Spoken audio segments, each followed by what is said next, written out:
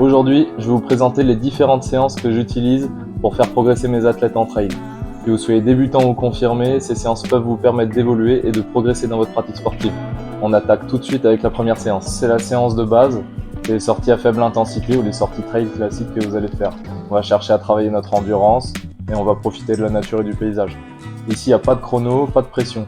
Sauf si vous êtes avec un pote qui vous la met, la pression, qui va vous tirer la bourre. Dans ce cas-là, on peut peut-être aller chercher, mais il vaut mieux faire ça sur une séance spécifique. Ici, on cherche à travailler à basse intensité et à vraiment travailler son endurance. Sur ces séances, on peut aussi chercher à aller travailler le pacing, c'est-à-dire gérer son rythme cardiaque par rapport à la distance de course qu'on va vouloir faire, adapter ça à ses sensations corporelles pour pouvoir performer après le jour de la course. La deuxième séance, c'est la séance de VMA. Si vous courez souvent, vous en avez sûrement déjà fait.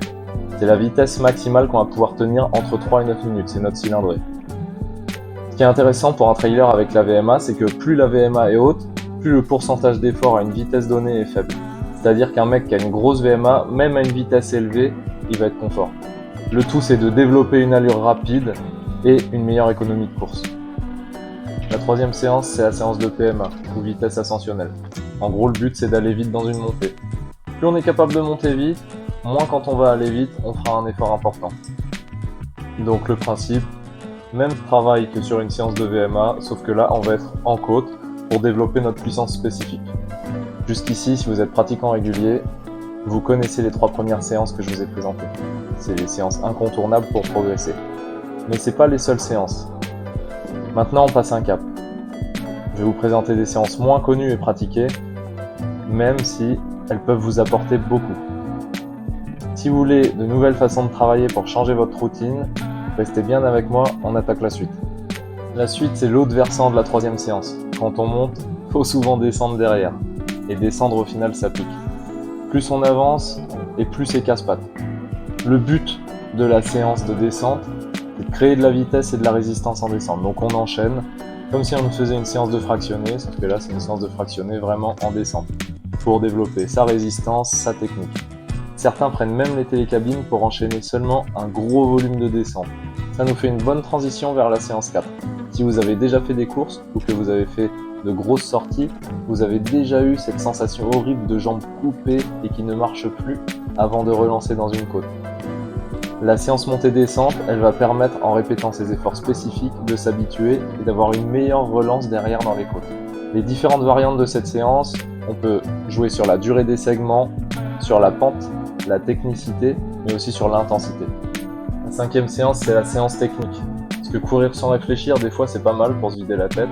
Mais si tu veux performer, il vaut mieux apprendre à placer ton corps dans l'espace, développer tes appuis, savoir quand utiliser tes bâtons, etc. Tu pourrais même te faire dépasser un copain qui a une cylindrée monstrueuse, mais qui descend comme une luge à foin. En tout cas, être plus intelligent et économe dans son déplacement, c'est mieux. La séance 6, c'est la séance de seuil. C'est une intensité élevée, juste avant le moment où les lactates s'accumulent et te paralysent. C'est une zone qui est intéressante à travailler pour repousser cette limite et aller dans des allures assez hautes sans basculer sur une fatigue incontrôlable. En course, attention, c'est réservé plutôt sur les formats courts. Si vous êtes sur format long ou sur ultra, c'est l'explosion assurée pour le commun des mortels. La 7e séance, c'est la séance de pacing. Vous allez apprendre à gérer votre effort. Plus vous allez aller sur une course courte, plus vous allez pouvoir aller vite et vous faire exploser le moteur. Par contre, plus ça va être long, plus il va falloir être sage. Si vous jouez avec une intensité trop élevée sur des formats plus longs, vous allez vous effondrer musculairement, énergétiquement et moralement. L'objectif ici, c'est d'apprendre à calibrer son effort par rapport à son rythme cardiaque et ses sensations. On retrouve le travail qu'on faisait possible sur la première séance. La 8e séance, c'est la séance d'adaptation aux conditions spécifiques. Si vous faites une course à 4000 mètres, je vous conseille de ne pas vous entraîner en Bretagne, ou en tout cas pas que. Il va donc falloir faire quelques stages en montagne, quelques week-end shocks pour s'adapter à cette altitude et à ce terrain spécifique. Mais l'altitude, c'est pas le seul piège. Dans les zones tropicales, par exemple, l'humidité augmente énormément, ça vous bouffe votre énergie et l'hydratation n'est pas du tout la même. En somme, il va falloir faire des petites périodes pour vous adapter vraiment à votre terrain. La 9e séance, c'est la séance d'entraînement croisé. En gros, on va changer de sport. Ça va permettre de développer votre volume de travail sans tomber dans la surutilisation de la course. On récupère en progressant. Que courir, c'est bien, mais si vous faites que ça, vous risquez vraiment de vous blesser à cause de cette surutilisation. On continue du coup de travailler notre endurance tout en évitant les traumatismes dus à la course à pied. Il y a pas mal de sports qui vont vous permettre de progresser sur le trail, le vélo, le VTT, le ski de fond, le ski de randonnée. En gros, changer d'approche, des fois, c'est aussi progresser. La 10e séance, c'est ce que j'appelle la séance de trail renfo. Souvent, je le fais faire dans une boucle avec une montée, une descente et un replat. Et on va travailler spécifiquement ce qu'on veut développer. Par exemple, si je veux développer ma puissance en côte, je vais faire des exercices explosifs en bas de la côte et ensuite enchaîner sur la côte à une certaine intensité. Pour développer musculairement spécifiquement pour la descente, je vais faire un travail excentrique avant d'attaquer la descente, et ainsi de suite. Cette séance, elle permet de vous faire gagner du temps, plutôt que d'enchaîner énormément de descentes pour atteindre un certain niveau de fatigue musculaire. Vous allez exécuter des exercices de renforcement musculaire en même temps que votre séance de course pour développer ces qualités physiques spécifiques.